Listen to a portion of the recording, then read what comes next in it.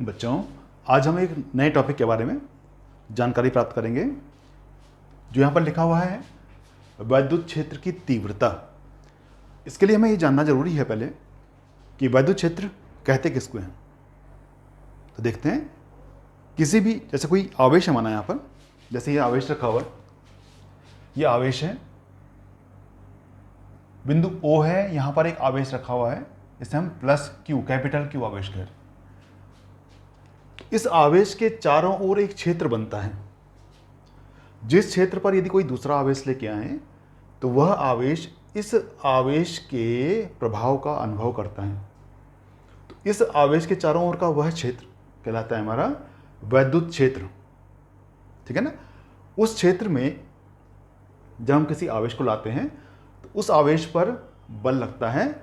उस बल से हम उस क्षेत्र की तीव्रता का अध्ययन करते हैं।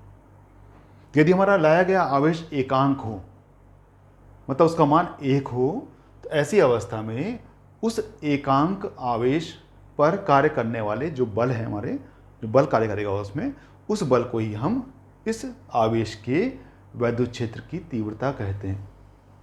ठीक है ना। तो निकालना है हमने यहाँ पर कि उस तीव्रता का सूत्र क्या होगा, हम उसका मान कैसे ज्ञात करेंगे, वो निकालना चाहेंगे यहाँ हम। तो यहाँ पर देखिए, जैसे यहाँ पर हमारा एक आवेश है माना प्लस Q आवेश, इस आवेश के चारों ओर एक क्षेत्र बन रहा है।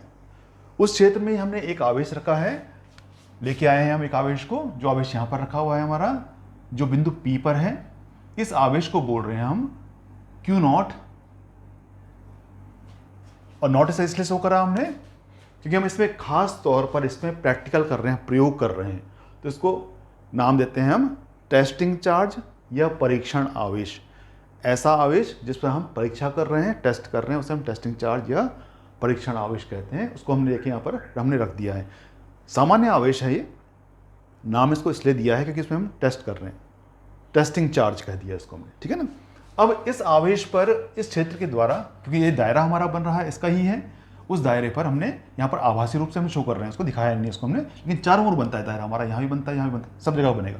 तो इस दायरे में ही हम इस आवेश को लेके आए हैं जो बिंदु P पर स्थित है। तो इस आवेश पर इसके द्वारा एक बल लगेगा, क्योंकि ये प्लस है, ये भी प्लस हम लाते हैं। ऐसी अवस्था में इस क्षेत्र के द्वारा कार्य करने वाला जो बल रहेगा हमारा, वो बल इसको धक्का मारेगा आगे की तरफ, रिपल्सिव फोर्स लगेगा, और बल की दिशा हमारी इस तरफ रहेगी। इससे हम शो करेंगे F से, F पर। तो क्षेत्र पर डालने के पश्चात इस परीक्षण आवेश पर एक बल लगेगा, जिसे हम F यहाँ पर कहेंगे। ऐसी अवस्था में हम इस क्षेत्र की तीव्रता को निकाल सकते हैं। उस तीव्रता को हम सिंबॉलिक रूप से कैपिटल E से शो करते हैं और कहते हैं हम कि वैद्युत क्षेत्र की तीव्रता, वैद्युत क्षेत्र की तीव्रता कैपिटल E जो रहेगा हमारा, उसका मान हम इस बल जो लगा है इसमें बल, और उस आवेश जिस आवेश पर बल लग रहा है हमारा, उस आवेश के अनुपात से हम इसको प्राप्त कर सकते हैं।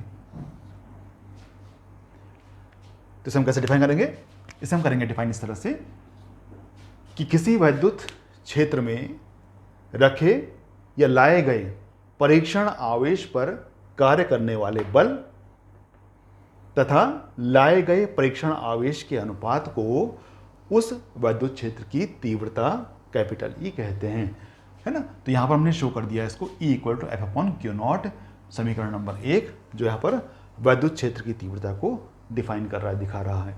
तो जब भी हम किसी राशि को नए रूप से जानते हैं ना, तो उस राशि के सूत्र के साथ हम उसका सिंबल, मात्रक, यह कैसी राशि है, और विमीय सूत्र इसका निकालते हैं।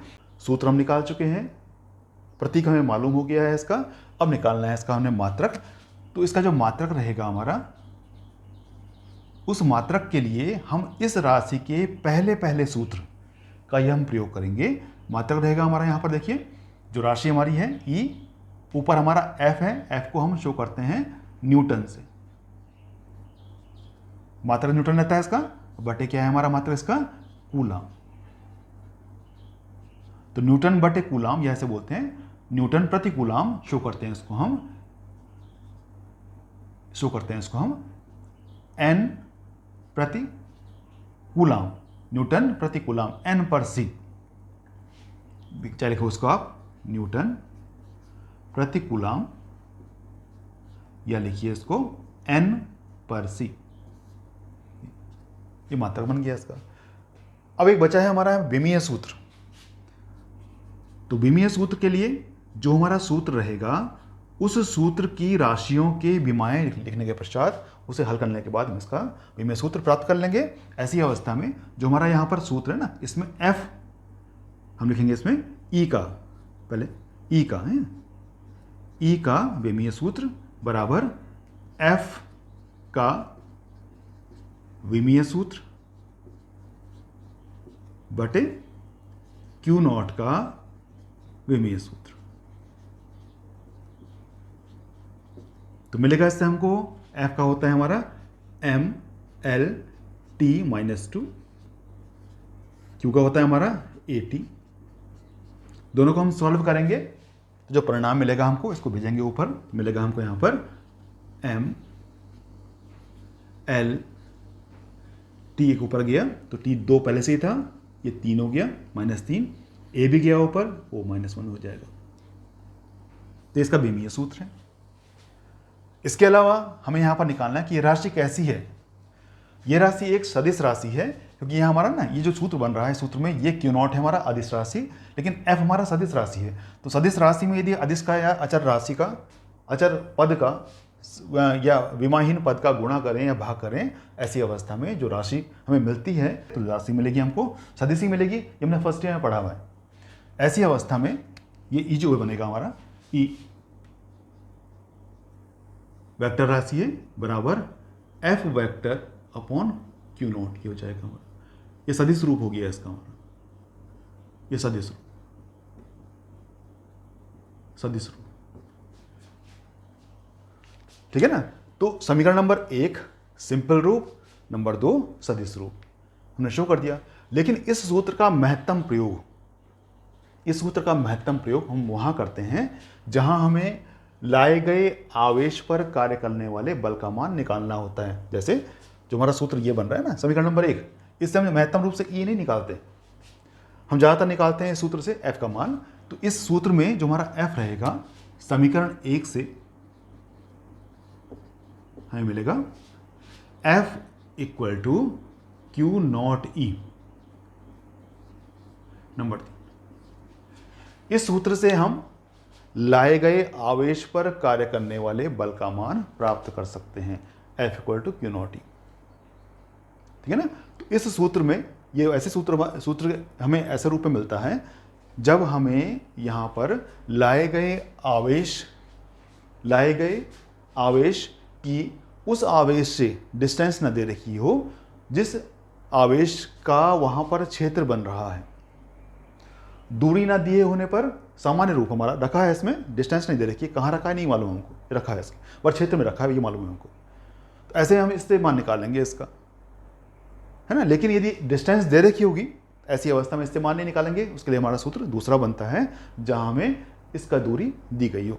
तो इस अवस्था में सामान्यतः दूरी दी होती है, तो अतः इसका प्रयोग हम महत्तम रूप से नहीं करते, लेकिन हम इस सूत्र द्वारा उस बल का मान प्राप्त कर सकते हैं जो क्षेत्र पर लाए गए परीक्षण आवेश पर या आवेश पर कार्य कर रहा होगा। तो इस सूत्र का प्रयोग महत्तम रूप से हम F = Q0T के रूप में करते हैं, ठीक है ना।